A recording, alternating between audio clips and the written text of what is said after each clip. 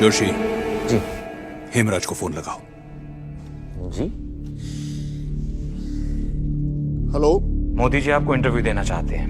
कब? आज। I'll be there. लेकिन एक शर्त है, What? इंटरव्यू लाइव होगा। Live? Are you sure? जी। अरसे से इस मौके का इंतजार था। Let's finish him. देखिए, मैं आज घुमा फिरा कर बात नहीं करूंगा, इसलिए आपसे सीधा पूछता हूं, आपने आज तक गोधरा के लिए माफी क्यों नहीं मांगी? पहले ही बॉल पे बाउंसर। Good one. माफी गुनहगार मांगता है और कानून सबूत। अगर मैंने जुर्म किया है तो फांसी पे लटका दीजिए, मंजूर है। अगर आप निर्दोष हैं, तो आप ही की सरकार ने गुजरात को जलने कैसे दिया? नानावटी कमीशन की रिपोर्ट में साफ साफ लिखा है कि मेरी सरकार और मेरा कोई दोष नहीं। उसमें यह भी लिखा है कि गोधरा के साबरमती एक्सप्रेस में 59 लोगों का जिंदा जलाया जाना कोई दुर्घटना नहीं, सोची समझी साजिश थी। पर यह खबर तो मैंने कभी देखी नहीं आपके चैनल पे। हेमराज जी, झूठी दलीलें और खबरों की दलाली मत पेश कीजिए, यह जनता सब जानती है। 12 साल हो गए हैं ऐसा, 12 साल। कर्फ्यू क्या चीज है, दंगा क्या होता है, गुजरात के एक बच्चे को पता नहीं है। गोधरा के दंगों का दोषी कौन है, हिंदू या मुसलमान? मुसलमान। क्या कहा आपने? यही सुनना चाहते हैं?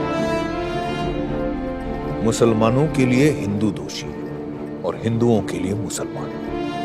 पर मेरी नजर में दोनों समुदाय इंसानियत के कटघरे में दोषी हैं। Violence has no religion and no religion has violence. Gujarat के सीएम किसके साथ है? गरीबों के साथ है या उद्योगपतियों के साथ है?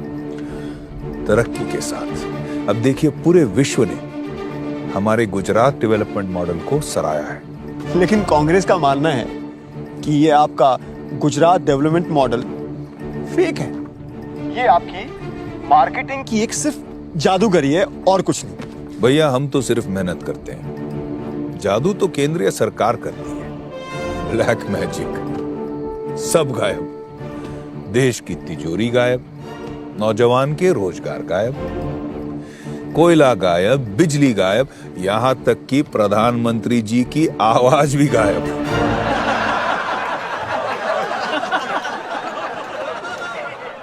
मित्रों, अब आपको निर्णय लेना है, उनका टेप रिकॉर्ड सुनना है या मेरे विकास का ट्रैक रिकॉर्ड।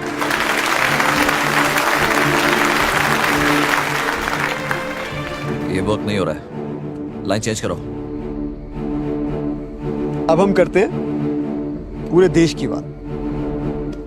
मेरा अगला सवाल आपसे ये है। आपका सवाल या उनका सवाल? मतलब? कमाल की रिमोट कंट्रोल टेक्नोलॉजी है भैया, मुंह आपका, सवाल किसी और की।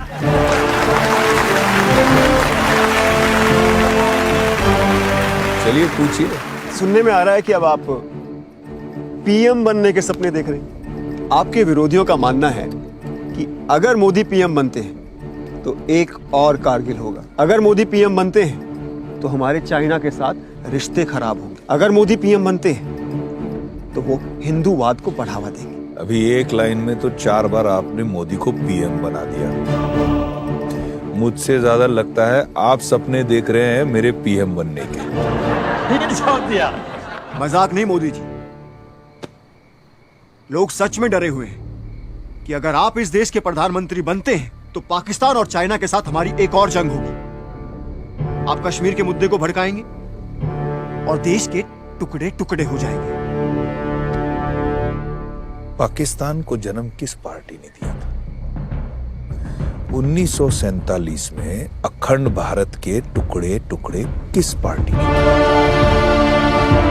अगर नेहरू जी की जगह सरदार पटेल पीएम होते तो ना हम चीन की लड़ाई हारते, ना आधा कश्मीर पाकिस्तान के पास होता, और ना ही आतंकवाद की वजह से हमारे वीर सिपाहियों के सर सरहद पे कटते।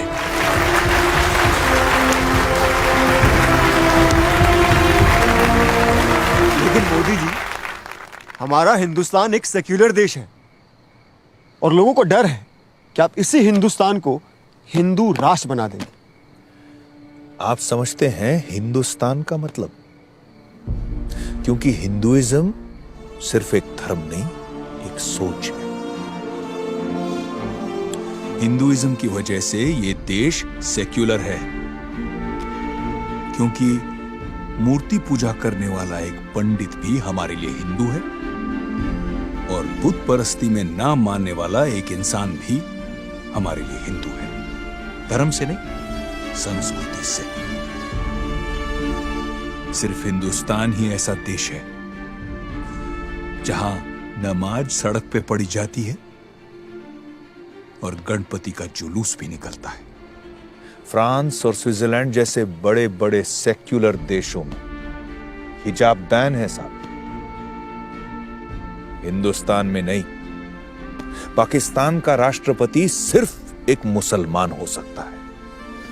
हिंदुस्तान में अब्दुल कलाम साहब राष्ट्रपति रह चुके। इसी को कहते हैं हिंदुस्तान, जहां धर्म से बढ़कर एक चीज है, देश।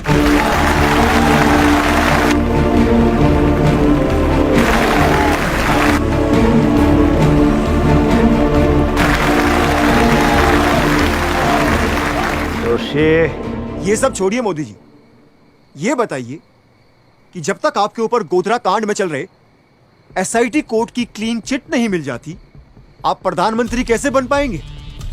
ये आपके ऊपर बहुत गंभीर आरोप हैं।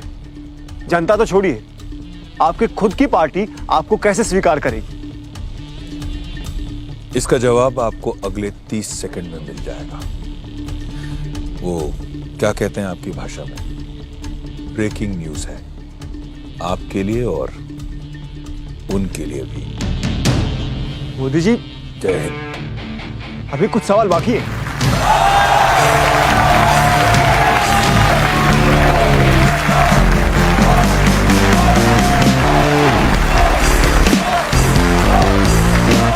गुजरात के सीएम नरेंद्र मोदी को एसआईटी कोर्ट ने गोधरा दंगों के मामले में निर्दोष करार दिया है। अब उनके लिए अपनी ही पार्टी के पीएम कैंडिडेट बनने का रास्ता बिल्कुल साफ हो गया।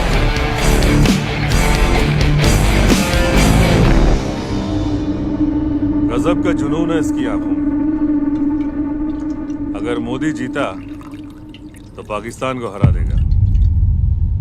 आपके सच ने इनके झूठ को पंक्चर कर डाला।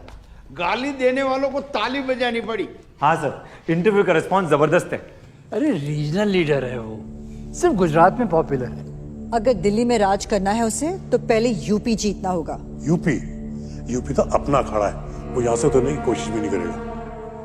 अब एक ही सवाल है, आप इलेक्शन कहां से लड़ेंगे, अहमदाबाद या गांधीनगर?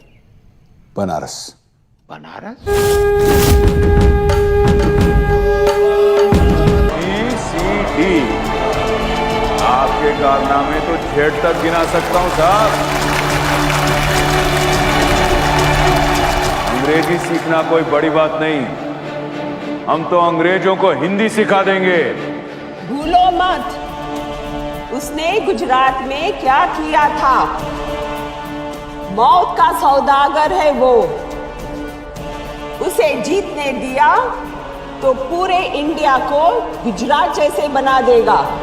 अरे गुजरात बनाने के लिए 56 इंच की छाती चाहिए, पक्की सड़कें बनाने के लिए पक्की नीयत चाहिए, 24 घंटे बिजली लाने के लिए दिमाग में रोशनी चाहिए।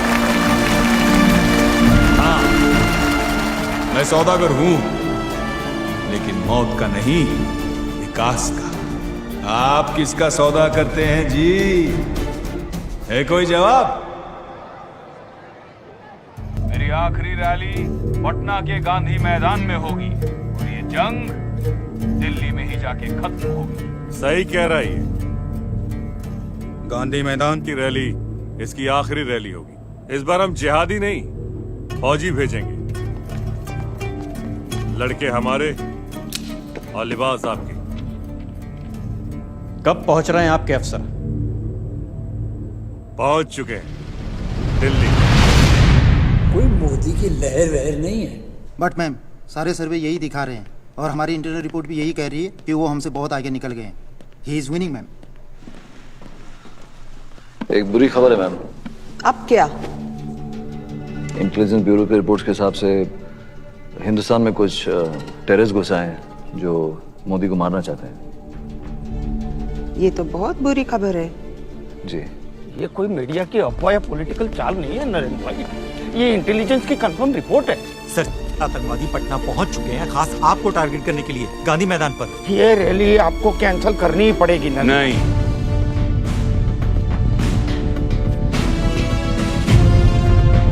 मीडिया को ब्रेकिंग न्यूज और विरोधियों को मुद्दा मिलेगा कि मोदी भाग गया। लेकिन नरेंद्र भाई, मैं उनकी परवाह नहीं करता, लेकिन हर वो हिंदुस्तानी जो मेरी तरफ आशा लिए देखा है उसकी नजर झुक जाएगी। जो खुद की सुरक्षा की चिंता करे वो देश की हिफाजत क्या करेगा? सॉरी सर, लेकिन इंदिरा जी, राजीव गांधी, इन्हें भी इंटेलिजेंस रिपोर्ट मिली थी और उन्होंने भी नहीं मानी। जोशी, मैं दिल्ली उन आतंकवादियों से भागने नहीं, उन्हें भगाने जा रहा हूं। बाप प्रणाम। बस नरेंद्र भाई मेरी बात नहीं मान रहे हैं, अब आप ही समझाइए।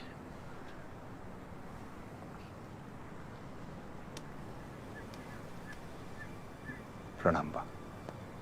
बा, मैं बहुत आगे आ चुका हूं, अब पीछे हटने को मत कहना। कौन कहता है तुझे पीछे हटने को? तू आगे बढ़ बेटा। जब तू बच्चा था ना, सैनिक बनना चाहता था।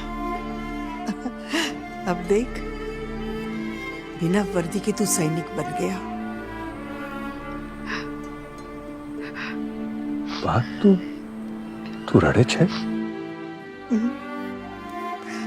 एक सैनिक की माँ की आंखों में आंसू नहीं, गर्व होता है बेटा। मुझे तुझ पर गर्व है। जय हिंद। जय हिंद।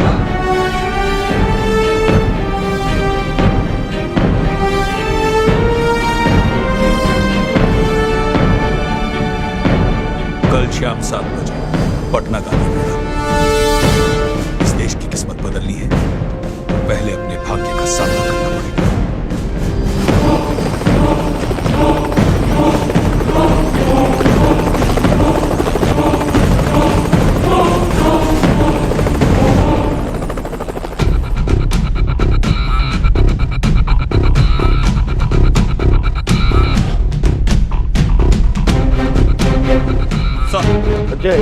सिक्योरिटी अपडेट क्या है? सर, सारे एंट्री पॉइंट्स पे स्कैनर्स लगवा दिए गए हैं, पुलिस की तादाद डबल कर दी गई है। मैं और मेरी टीम सिविल ड्रेस में क्राउड में होंगे और डॉग स्क्वाड को मैंने ऑर्डर किया है कि स्टेज एरिया को दोबारा चेक करें। Aman Bhargava, counter terrorism security expert. आपकी क्या राय है? सर, ये रैली कैंसिल कर दीजिए। थ्रेट लाइव है, भीड़ लाखों की, समय बहुत कम, सिक्योर करना मुमकिन नहीं होगा। ये मुमकिन करना होगा। अजय सर, स्टेज के दोनों तरफ, यहाँ सेंटर में और वहाँ मेन गेट के पास, दोनों तरफ मुझे स्नाइपर्स चाहिए, पूरा कवर करना। And I need 4 drones. Her angle से मुझे सिक्योरिटी कैमरा फीड चाहिए। Yes sir.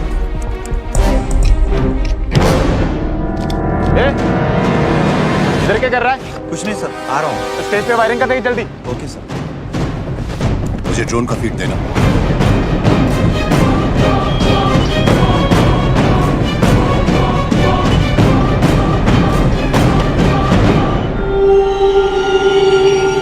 कहाँ पहुँचे? जनाब, मैं अभी भी यहीं अटका हूँ। सर, डोंट वरी, हथियार मेरे पास है। जल्दी करो।